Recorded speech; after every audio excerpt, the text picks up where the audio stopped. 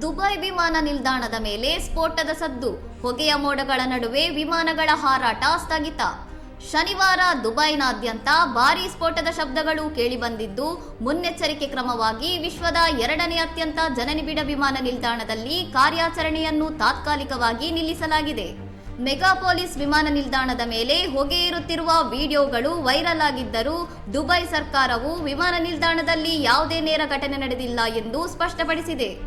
ಮಧ್ಯಪ್ರಾಚ್ಯದಲ್ಲಿ Iran ಮತ್ತು Israel ನಡುವಿನ ಸಂಘರ್ಷ 8ನೇ ದಿನಕ್ಕೆ ಕಾಲಿಟ್ಟಿದ್ದು, ವಾಯು ರಕ್ಷಣಾ ವ್ಯವಸ್ಥೆ ಸಕ್ರಿಯಗೊಂಡ ಕಾರಣ ಈ ಸ್ಫೋಟಗಳು ಸಂಭವಿಸಿವೆ ಎಂದು ವರದಿಯಾಗಿದೆ.